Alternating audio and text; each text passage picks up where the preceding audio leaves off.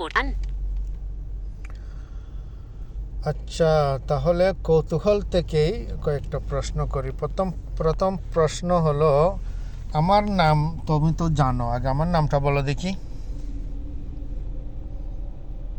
আমি দুঃখিত, কিন্তু আমি একটি এআই সহকারী।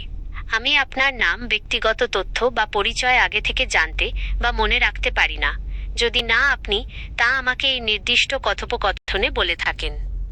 আমি আপনার সাথে আমাদের বর্তমান কথোপকথনের বাইরে পূর্ববর্তী কোনো তথ্য বা ব্যক্তিগত ডেটা সংরক্ষণ করি না। আমি কি আপনার নাম জানতে পারি? হ্যাঁ, আমার নাম হলো হাবিবুল্লাহ। তাহলে আমি জানতে চাই, আমার একই নামে পৃথিবীতে কতজন মানুষ আছে?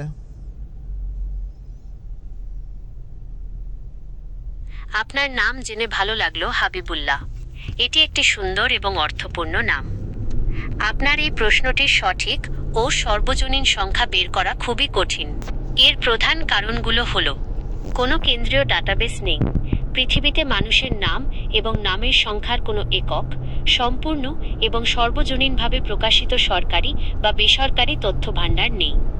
বানানের পার্থক্য: হাবিবুল্লাহ নামটি বিভিন্ন দেশে বা ভাষায় বিভিন্ন বানানে লেখা হতে পারে, যেমন হাবিবুল্লাহ, হাবিবুল্লাহ, হাবিবুল্লাহ, হাবিবুল্লো।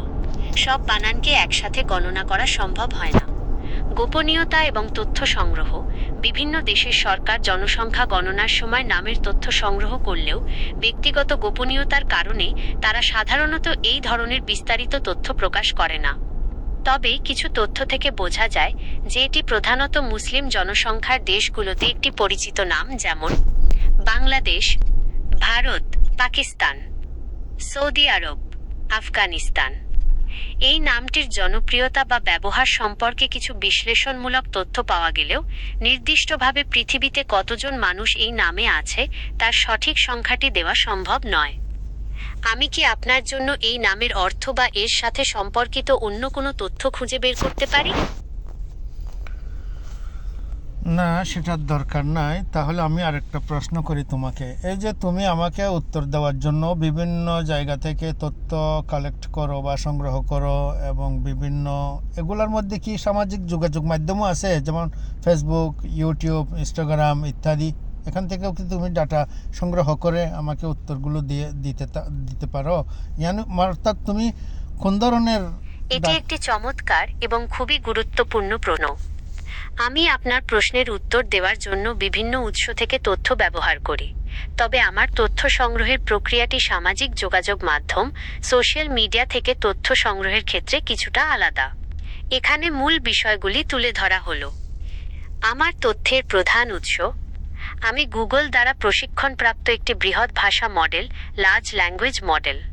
আমার জ্ঞানের ভিত্তি তৈরি হয়েছে বিশাল একটি ডাটাসেট থেকে, যার মধ্যে রয়েছে পাবলিক ওয়েবসাইট সমূহ, ব্লগ, নিউজ আর্টিকেল, উইকিপিডিয়া, শিক্ষামূলক সাইট এবং অন্যান্য সাধারণ ওয়েব পেজ, বই এবং সাহিত্য, প্রকাশিত বই, গবেষণা প্রবন্ধ এবং ডিজিটাল লাইব্রেরি, ব্যাপকভাবে উপলব্ধ ডেটাবেস, বিভিন্ন তথ্যভিত্তিক ও পাবলিক ডেটাবেস। বতে সামাজিক যোগাযোগ মাধ্যমের ডেটা: ফেসবুক, ইনস্টাগ্রাম, টিকটক। সাধারণত আমার প্রাথমিক প্রশিক্ষণ ডেটা সেটে ব্যক্তিগত বা গেটেড, যেমন প্রাইভেট ফেসবুক পোস্ট, মেসেজ বা ব্যক্তিগত ইনস্টাগ্রাম অ্যাকাউন্ট, সামাজিক যোগাযোগ মাধ্যমের ডেটা অন্তর্ভুক্ত করা হয় না, কারণ এই প্ল্যাটফর্মের বেশিরভাগ ডেটা ব্যক্তিগত এবং এদের অ্যাক্সেস সাধারণত সীমাবদ্ধ থাকে। তবে যদি কোনো social media content publicly crawl করা যায় এবং তা কোনো নিউজ আর্টিকেল বা পাবলিক ডোমেইনের রেফারেন্স হিসেবে ব্যবহৃত হয়, তবে সেই তথ্য পরোক্ষভাবে আমার জ্ঞানের ভাণ্ডারে থাকতে পারে।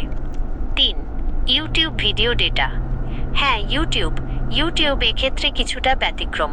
ইউটিউব একটি বিশাল তথ্য ভাণ্ডার এবং আমি এর ভিডিওগুলির মেটাডেটা, শিরোনাম, টাইটেলস, বর্ণনা, ডিসক্রিপশনস এবং অনেক ক্ষেত্রে ভিডিও স্বয়ংক্রিয়ভাবে তৈরি করা ট্রান্সক্রিপ্ট, অটোমেটিক ট্রান্সক্রিপ্টস ব্যবহার করে তথ্য বিশ্লেষণ করতে পারি। বিশেষ করে যখন আপনি আমাকে সরাসরি ইউটিউব সংক্রান্ত প্রশ্ন করেন, তখন আমি রিয়েল টাইমে ইউটিউব টুল ব্যবহার করে তথ্য সংগ্রহ করতে পারি। লাইভ সার্চ, গুগল সার্চ টুল। যখন আমি কোনো সাম্প্রতিক তথ্য বা নির্দিষ্ট ডেটার জন্য আমার অন্তর্নির্মিত জ্ঞান ব্যবহার করে উত্তর দিতে পারি না, তখন আমি গুগল সার্চ টুল ব্যবহার করি, যেমনটি এখন আমি করতে পারি। এই সার্চ টুলটি মূলত ওয়েব পেজ এবং নিউজ সাইট থেকে তথ্য এনে দেয়।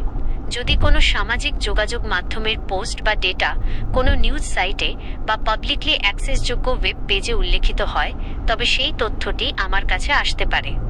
সংক্ষেপে, আমি সরাসরি আপনার ব্যক্তিগত ফেসবুক বা ইনস্টাগ্রাম প্রোফাইল থেকে ডেটা নিই না। আমার ডেটা আসে মূলত পাবলিক ওয়েব এবং স্ট্রাকচার্ড সোর্স থেকে, এবং ইউটিউব একটি গুরুত্বপূর্ণ উৎস। আপনার কি আরও কোনো কৌতূহলোদ্দীপক প্রশ্ন আছে?